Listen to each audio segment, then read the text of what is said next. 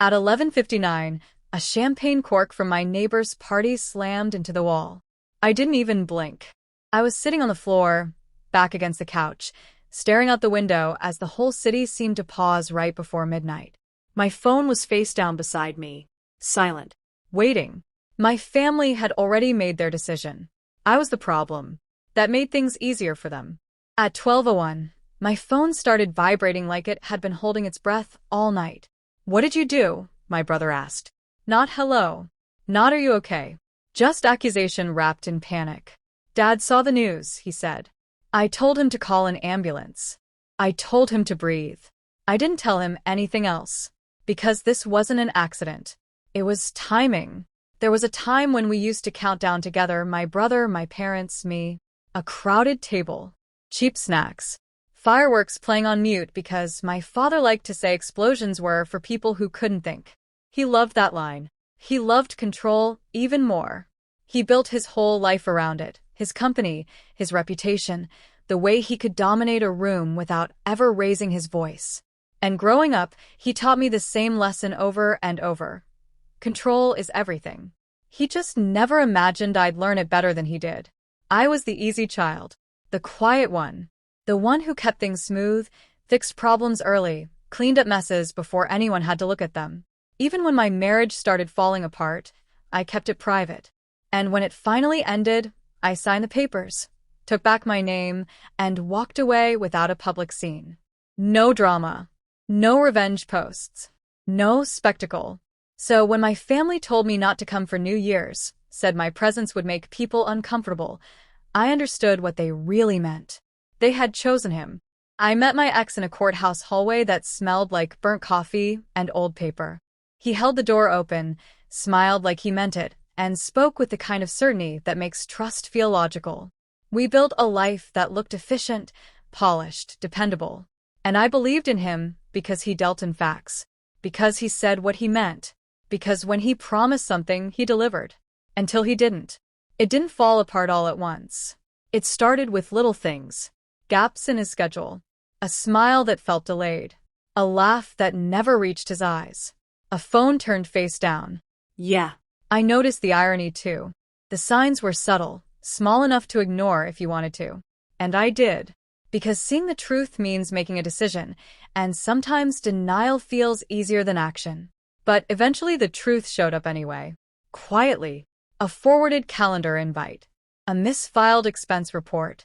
A familiar name from one of my father's board dinners. A woman who carried power like perfume.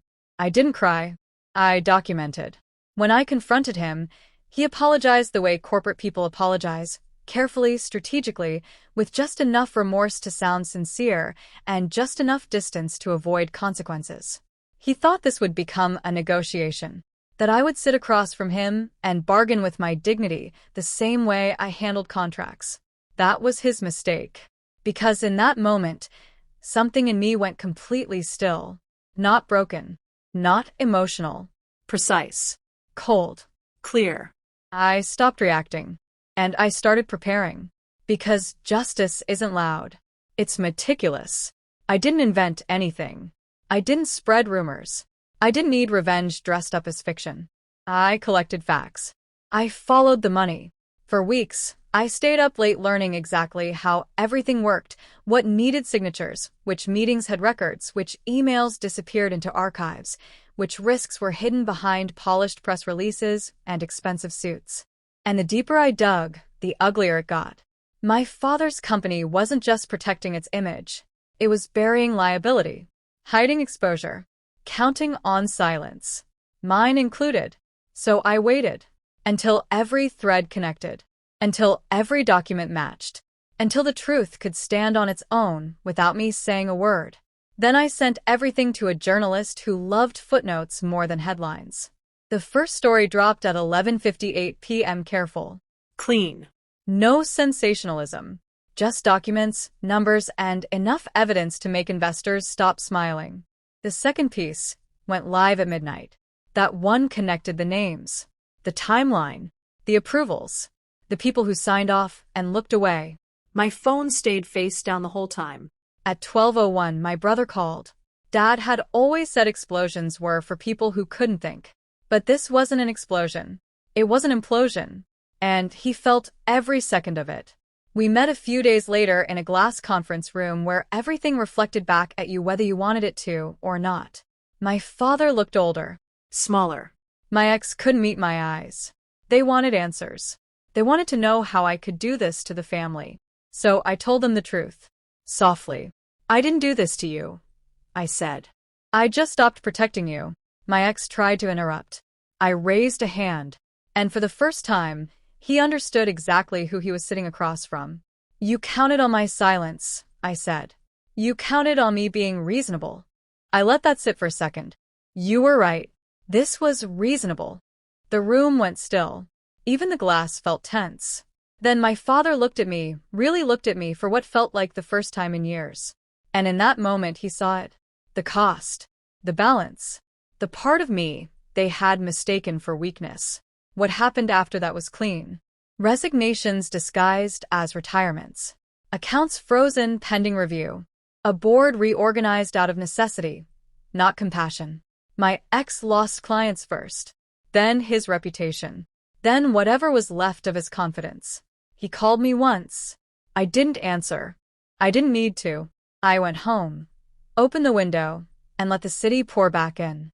And I kept thinking about that word they used. Uncomfortable.